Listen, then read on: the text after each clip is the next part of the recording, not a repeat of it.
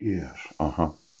Now, the prescription of the law mentioned, Genesis 17:12 and Leviticus 12:3, yeah, were false since there is no other indication in the Gospels of any divine command to Mary and Joseph. The Gospel stresses that the newly born Savior of the world is the appointed heir of the promises made to Abraham, and this is confirmed in the rite of circumcision.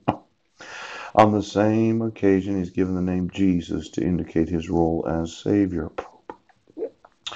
Now, the practice of administering circumcision on the eighth day after birth and not as a puberty rite, specified in the act among the Jews as a religious rite. I'm going to want welfare to pay for all circumcisions. Yes. It's not a cosmetic change of the actual male penis. Now, when you pay for sterilization for those that are over the age of 21 that have had children, yes, I mentioned that lawsuit welfare. Now I'm going to sue you for depriving male citizens right now of the right to be circumcised, not just because of their faith, but because of the very important health benefits of circumcision. Yeah. Now, if you could get me the employees of welfare, you having the knowledge of the kidnapping of my sons right now, I'm going to want it available, yes, that for every pregnancy paid for, if the parents decide upon circumcision, it is not cosmetic. Hmm? Could you get me the foreskins? Ouch. And then we're going to want to look at the actual procedure of circumcision. See, there's a way to circumcise a male so that it causes their penis to be larger when they grow up. Yes. And then there's the availability of thirst to cause their penis to be larger because they have to urinate when awaking in the morning. Yes. And then there's the concept of birth. Now, I think that the slicing of the cervix channel, yes, causes an effect that diminishes the sexuality of women. Yes, known as a C-section. Yeah. Now, I found out that an actual infant gestates in the womb that is behind the cervix channel. Yes. And that baby's gestation grows so that it pushes the cervix channel towards the vaginal opening. Yeah. And then the current procedure is you cut, yes, near where the child's head is. Yeah. I've seen a lot of scars of women that had C-sections where you did not really realize the importance of the cervix channel. Yeah. Could you get me all the C-sections of every woman in the United States of America? Now, somebody was using scar tissue and surgical procedures to make the penises of males small when being born. Yes.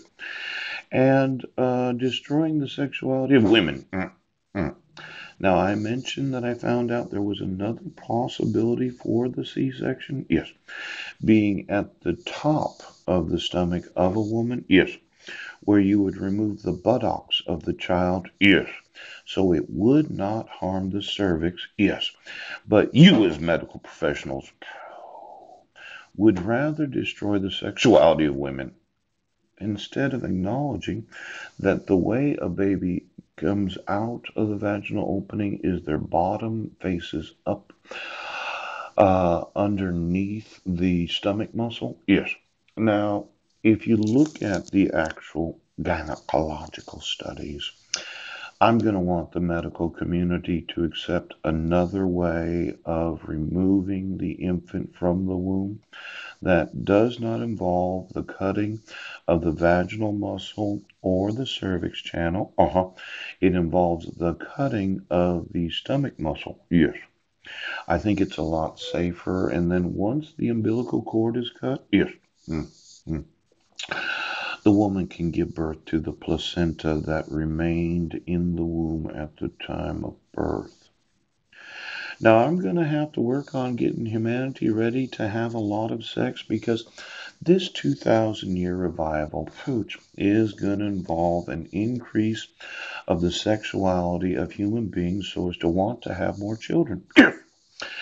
That would involve increasing the actual penis size of the males, yes, increasing the breast size of females, yes, and protecting the sexuality of a great nation. So get me the C-sections, yes, and then get me the actual procedures, yes, and then get me what was paid for by welfare, poop, and then get me the scar tissue of the C-section. There is absolutely no reason to cut the vaginal muscle or the cervix channel when giving birth to a child. I'm gonna sue you. Do you fucking understand right now? A bunch of butchers, yes, doesn't like people having sex. They don't like big dicked males. They don't like circumcised because the Jews had the market on circumcision. Well, if it was good enough for Jesus, yes, I'm going to want to know what surgical procedures are available that would require stitches. Mm. And then I'm just starting to get ready for global celebration. I want my sons to be big dicked males. Do you understand right now? I want my sons today. Do you realize that?